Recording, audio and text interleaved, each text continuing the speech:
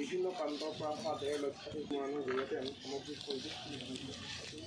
এই মুহূৰ্তত এয়া প্ৰদৰ্শন সত্ৰপন্থাৰ এটা সজাতি জ্বলাকি উপস্থিত হোৱা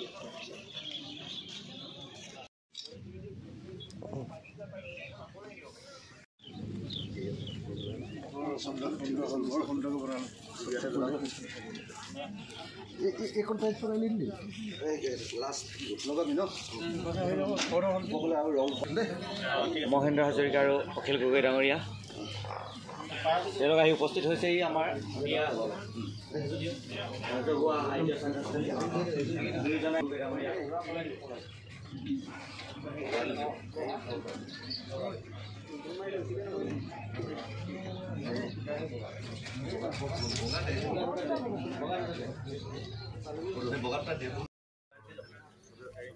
এয়া সমাধিস্থলীত মহেন্দ্ৰ হাজৰিকা আৰু অখিল গগৈ ডাঙৰীয়া তেওঁলোক আহি উপস্থিত হৈছে আমাৰ শদিয়া ৰাজহুৱা আদ্য শ্ৰাদ্ধস্থলীত দুইজনাই মহান শিল্পীজনাক সেৱা জনাইছে মহেন্দ্ৰ হাজৰিকা আৰু অখিল গগৈ ডাঙৰীয়া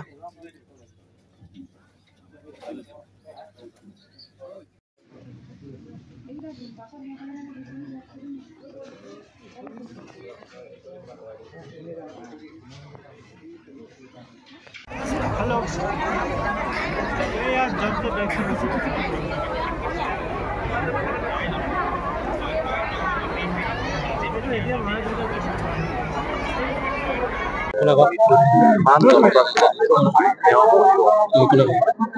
মানে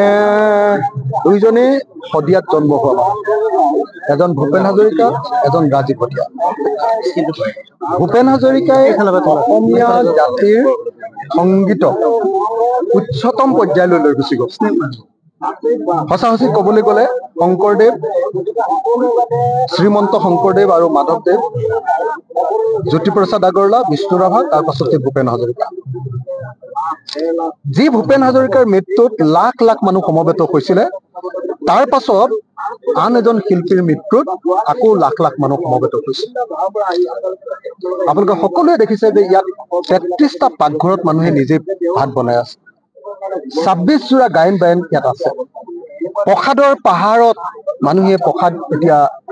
মানে টোপোলা কৰি আছে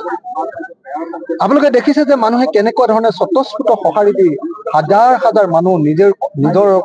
পকেটৰ পইচা খৰচ কৰি ইয়ালৈ আহি আছে ভূপেন হাজৰিকাৰ মৃত্যুৱে যেনেকৈ অসমীয়া জাতিক উদ্বেলিত কৰিছিলে আমি দেখিছো যে ৰাজীৱ ভটিয়াৰ মৃত্যুও আকৌ এবাৰ অসমীয়া জাতিক উদ্বেলিত কৰিলে কা আন্দোলনৰ পাছত অসমীয়া জাতি ঠাণ্ডা হৈ গ'ল বুলি হিমন্ত বিশ্ব শৰ্মাহঁতে ভাবিছিলে দিছপুৰে ভাবিছিলে দিল্লীয়ে ভাবিছিলে কিন্তু এটা প্ৰমাণ হৈ গ'ল যে নহয় কা আন্দোলনে অসমীয়া জাতিক মাৰি যাব পৰা নাই কা দমনৰ নামত অসমীয়া জাতি শেষ কৰিব নোৱাৰিলে আমি ঐক্যবদ্ধ হৈ আছো আমি প্ৰগতিশীল হৈ আছো আমি জাতীয়তাবাদী হৈ আছো আৰু আমি কেতিয়াও নমৰো দিছপুৰ আৰু দিল্লীক ৰঙা চকু দেখুৱাবলৈ এতিয়াও আমি অসমীয়া জাতি ঐক্যবদ্ধ হৈ আছো ৰাজীৱ ভটিয়াৰ এই অৱদান মৃত্যুৱে কঢ়িয়াই অনা অসমীয়া জাতিক ঐক্যবদ্ধ কৰাৰ যি অৱদান এই অৱদান চিৰস্থায়ী হৈ ৰ'ব আৰু সেইকাৰণে মই আপোনালোকক কওঁ এটা কথা দেই ৰাজীৱ ভটিয়াৰ গীতবিলাক আমি সকলো ল'ৰা ছোৱালীৰ মাজলৈ আমি কঢ়িয়াই নিব লাগে আৰু তাৰ কাৰণে আমি নিজে ৰাইজৰ দল আৰু কৃষক মুক্তি সংগ্ৰাম সমিতি ৰাজীৱ ভটিয়াৰ গোটেই গীতবিলাক ডিজিটেলাইজ কৰি আৰু প্ৰতিখন দোকানত প্ৰতিখন গাড়ীত প্ৰতি ঘৰ মানুহৰ ঘৰত যাতে ৰাজীৱ ভটিয়াৰ গানবিলাক অনবৰতে যাতে চৰ্চা হৈ থাকিব পাৰে শুনি থাকিব পাৰে তাৰ কাৰণে আমি ব্যৱস্থা গ্ৰহণ কৰিম প্ৰচাৰ কৰিম এই কথাটো মই আপোনালোকক আজি প্ৰতিশ্ৰুতি দিলোঁ আৰু মই আশা কৰিছোঁ যে সমগ্ৰ অসমবাসী ৰাইজে আজি যিসকল ইয়ালৈ আহিছে তেখেতসকলে নিজ গুণে সকলোবিলাক ক্ষমা কৰিব ৰাজহুৱা অনুষ্ঠান সকলোকে হয়তো আমি আদৰ আপ্যায়ন সম্পূৰ্ণৰূপে কৰিব নোৱাৰিব পাৰোঁ ক'ৰবাত দুখ ক্ৰুটি নিশ্চয় থাকি যাব কোনেও যাতে সেইটো ভুল নুবুজে আমি এইটো ৰাজহুৱা অনুষ্ঠান, পৰিয়ালটোৱে কেতিয়াও দায়িত্ব ল'ব নোৱাৰে। ইমান লাখ লাখ মানুহৰ এটা অনুষ্ঠানত আমি সকলোৱে সমূহীয়াভাৱে এই অনুষ্ঠান পাতিছোঁ। গতিকে মই সকলোৰে মৰম চেনেহ আৰু সকলোৰে পৰা বিচাৰিছোঁ যাতে দুখ ত্ৰুটি আমাক নধৰে। ধন্যবাদ।